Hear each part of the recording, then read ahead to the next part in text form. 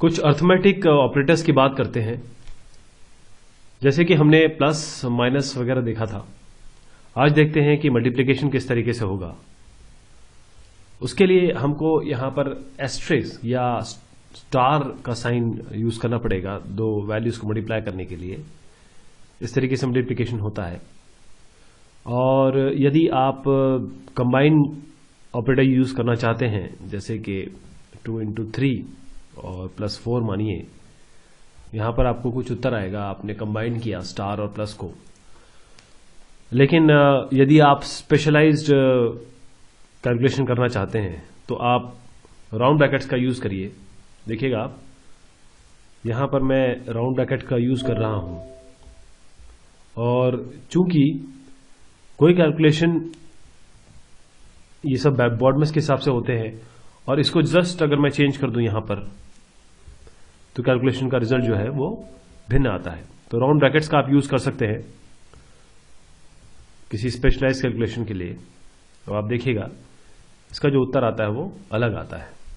तो आप इस तरीके से अरिथमेटिक ऑपरेटर का यूज कर सकते हैं। यदि आपको एक्सपोनेंट लेना हो तो मैटलैब में आप कैरेट साइन का यूज करेंगे। कैरेट जो होता है, अगर आप कीबोर्ड देखें तो 6 जो की है जिसमें 6 दर्ज है, उसके ऊपर है शिफ्ट दबा के आप यूज कर सकते हैं। जैसे मानिए मैं 2 to the power 3 करना चाहता हूं, तो शिफ्ट दबा के आप 6 प्रेस करिएगा तो आपको कैरेट साइन मिलेगा, और यहां पर आप 3 लिख दीजिए फिर, तो आपको एक्सपोनेंट रिजल्ट मिल जाएगा। 2 into 2 into 2 दैट इज 8। इसी तरीके से अगर आप मान लीजिए -5 का एक्सपोनेंट निकालते हैं 2 से, तो क्या आना चाहिए? नॉर्मल अगर आप किताब में या कॉपी में कर रहे हैं इसे, तो आपको ये मिलेगा 5 5 25। लेकिन यहां पर उत्तर देखिए, ये -25 है। खास तौर पे ये बताना चाहता हूं मैं आपको कि यहां पर ये इसको ऐसे देखता है, -1 into 5 into 5। तो हमें थोड़ा ध्यान रखना होगा ऐसे कैलकुलेशन में। इसके लिए हमें -5 को ब्रैकेट में लेना है और फिर कैरेट का साइन लगाएंगे, 2 करेंगे, तो जो हम उत्तर हम चाहते हैं जो आना चाहिए वो यहां पर आएगा 25। इस तरीके से यहां पर आप देख सकते हैं। तो ये तो नॉर्मल वैल्यूज है। थोड़ी एक बड़ी वैल्यू लेके देखते हैं क्या हमारे पास रिजल्ट आता है। जैसे 10 + 20 से -20 into 50, एक बड़ी वैल्यू लेने की कोशिश कर रहा हूं मैं। और यहां पर हम इस पे कैरेट भी दे देते हैं। एक कैरेट में 5 दे दीजिए, और फिर इसे बंद करके डिवीजन भी लीजिए। डिवीजन भी एक बड़े नंबर से ही कर दीजिए, 100 से 23। और आप जब रिजल्ट देखेंगे, इस बड़े नंबर को लेने का एक खास प्रयोजन था।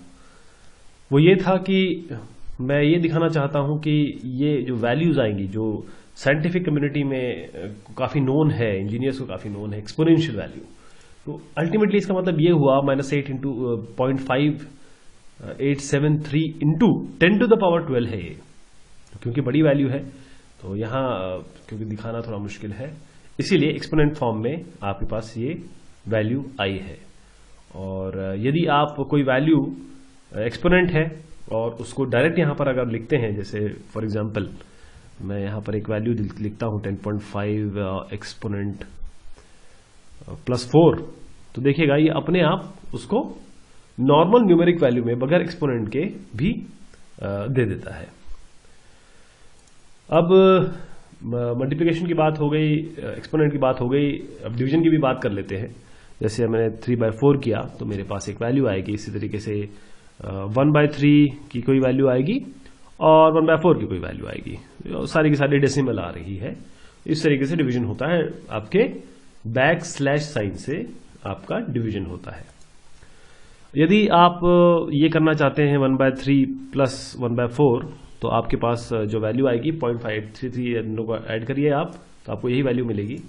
लेकिन अगर आप चाहते हैं कि आपके पास ये जो चीज है, इसका जो रिजल्ट है वो भी ऐसा ही आए, देखने में ऐसा ही आए, तो उसके लिए आप को करना क्या है, आप पहले तो फर्स्ट पहले इसी को मैं बता देता हूं आपको। 1/3 या 1/4 इसको अगर आपको केवल इसका रिजल्ट आपको 1/4 का 0.2500 नहीं चाहिए, तो आप सिंपली इसके आगे SYM सिंबल लिखिए। ये फंक्शन है, एक SYM फंक्शन है, ये लिखते ही अब आपको ये वैल्यू नहीं मिलेगी। देखिएगा, अब आपको वो वैल्यू मिलेगी जो आप इसकी दरकार कर रहे हैं। 1/4 ही रिजल्ट हो जाएगा इसका। अब क्या करते हैं कि मैं आपको ये एडिशन जो है उसका वैल्यू बगैर डेसिमल में लाए इसी तरीके, मतलब फ्रैक्शनल वैल्यू में ही दिखाने की कोशिश करता हूं। तो यहां पर सिम हम लिख देते हैं और ब्रैकेट में इसी को डाल देते हैं। अब देखिएगा क्या वैल्यू आएगी। तो 7/12 यही हमें दरकार थी और यही वैल्यू आ गई। इसको हम दूसरी तरीके से भी कर सकते हैं। फिर से मैं पेस्ट करूंगा इसको। आप क्या कर सकते हैं, दोनों को अलग अलग सिंबल SYM में डाल सकते हैं और आपकी वैल्यू जो है वो बिल्कुल सिमिलर आएगी। तो ये तरीका है, एक तरीका ये, दूसरा तरीका ये। और जो आपका ये ANS आ रहा है, अब किसी भी पॉइंट पे ऐसा भी हो सकता है कि आप फ्रैक्शनल की जगह आप बोलेंगे नहीं, हमें अब दोबारा उसको ऐसे वैल्यू में चाहिए, फ्लोटिंग पॉइंट वैल्यू में चाहिए।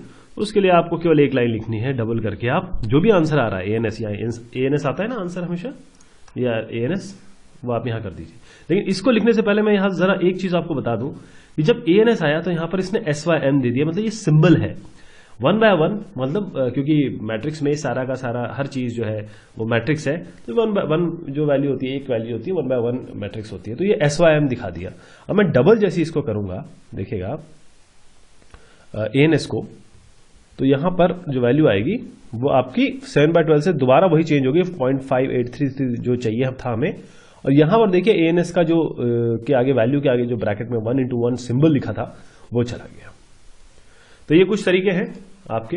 एक और इसमें मैं चीज बताना चाहूंगा आपके कि यदि आप यूं करते हैं 1.25 और प्लस सिंबल, तो इसमें एक जरूर 1.25 और प्लस आपके पास, अब यहां पर आप सिंबल लिखते हैं और अंदर आप जो वैल्यू देते हैं वो मतलब यानी कि मिक्स वैल्यू दे रहे हैं आप, 20 + 1/3।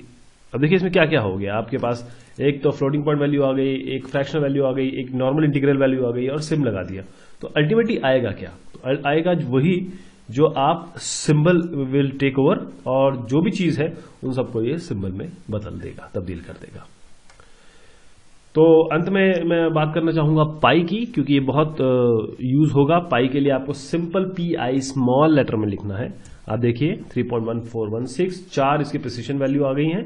यही आपका है। अगर आप कैलकुलेशन करना चाहते हैं तो आप आराम से 5 × पाई कर दीजिए, आपको वही वैल्यू मिलेगी जो 5 × 3.1416 या 3 × 22/7 को मल्टीप्लिकेशन करेंगे, 5 × 22/7 को करेंगे तो आपका आएगा।